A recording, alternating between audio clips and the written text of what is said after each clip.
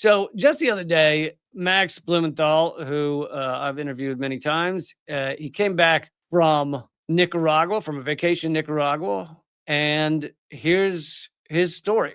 As I approached the customs line at Dulles International Airport early on the morning of February 24th, a man called out to me, Mr. Blumenthal. He identified himself as Customs and Border Protection and led me into a cavernous secondary screening room where he treated me to a strange and disconcerting questioning session. I had just returned from a trip to Nicaragua with my family, during which we participated in no political activities. But the agent's line of questioning suggested federal authorities had little interest in my visit to Nicaragua. The guy said, this is just a friendly exchange. You know, when you're harassed by federal agents in a friendly exchange, you know how that is. He said, you're not a target or anything.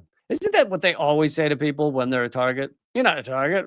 Standing across from me at a metal desk, the agent asked me to fill out a questionnaire with my personal info and details of my trip. As soon as I completed the form, he flipped it over and displayed a handwritten list of a handful of names. Do you know any of these people, he asked. Two of those listed were Anglo names, Nicole Smith and Susan Benjamin. The other three were extremely common Muslim names. I cannot recall them all. He wouldn't let me take a photo of it. I've learned from activists and journalists who have experienced similar probing that federal agents often deploy inane or disingenuous questions to get their subject talking, then attempt to manipulate or entrap them so they can implicate them in a crime. Basically, you ask them a bunch of easy questions or questions that they aren't afraid of so that they get comfortable. They think, oh, this isn't a big deal. And then you say, do you know this person? And then suddenly they're kind of thrown off guard. Their guard was not up. They didn't think it was a big deal. And now, oh my God, I'm being questioned about who I know. He continues, in fact, the U.S. Supreme Court has ruled that police are allowed to lie to elicit confessions from suspects. Sure, why not? I mean, everyone else is lying. It's what our president does on a daily basis. So why shouldn't we all be lying? It is amazing they have no shame, like Trump and Musk and all them, like no shame to just be gut-wrenchingly wrong. Like so wrong you have to double over laughing at how wrong they are. They're lying and they get it wrong intentionally all the time. Trump said inject bleach into your veins on national television. Anyway, the agent then informed us we were free to go. Once we basically left the room, they Googled some of the names. They found out that Susan Benjamin was the birth name of our friend, Medea Benjamin, a big supporter of Cuba, co-founder of Code Pink. The following day, I informed Medea about my encounter at Dulles and asked if she had experienced anything similar. She told me there was a period when she was harassed by federal authorities every time she traveled out of the country. The FBI once dispatched an officer to meet her at the airport upon a return from a trip and called her on several occasions in an unsuccessful attempt to solicit a meeting. She said the harassment stopped after she filed a series of complaints, but my experience has led her to believe it will begin again. The interaction felt like an act of political harassment. I mean, that's what this is.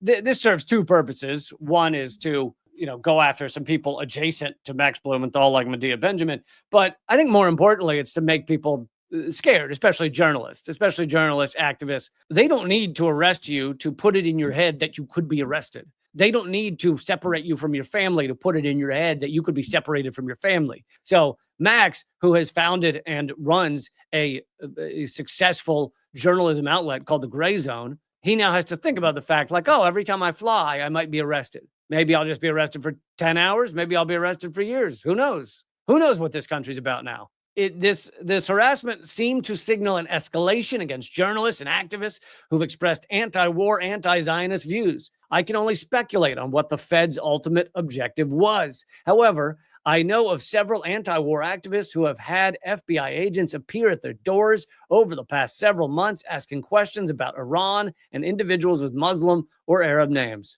Journalists like Ali Amunima, Asa Winnstaley, and Richard Medhurst, and I covered all of those when they happened. Ali Amunima and Asa Winnstaley both work, and Ali is one of the creators of Electronic Intifada. I've also had Ali Amunima on Redacted Tonight, I believe. And Richard Medhurst, who, of course, I've interviewed many times. Richard Medhurst has been arrested twice. One time in Britain, he was held for 24 hours. The latest time had his whole place turned upside down by Austrian authorities for covering Gaza, for being a journalist about Gaza and about the genocide that's happening there. They've been subjected to police raids, imprisonment, and even criminal prosecution for the opinions they've expressed on Israel-Palestine.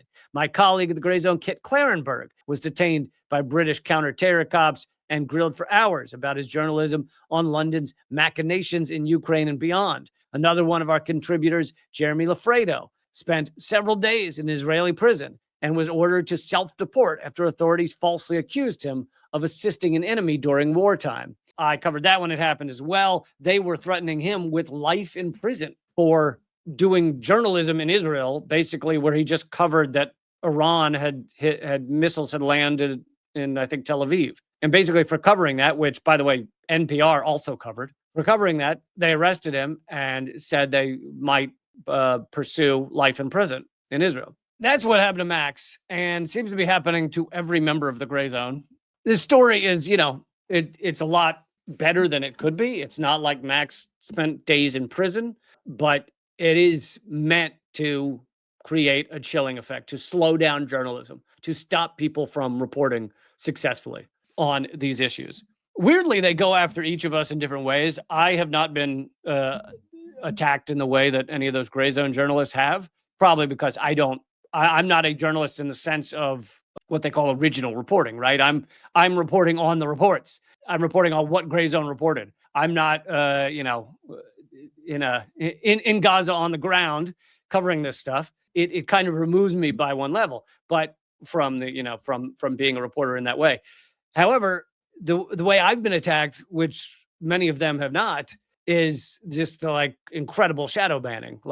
I'm not saying they're not suppressed a little for covering Gaza and stuff, but it doesn't seem like it's nearly at the level that my shadow banning is, where you can have tens of thousands or hundreds of thousands, like my Facebook, of subscribers, and none of them ever see anything.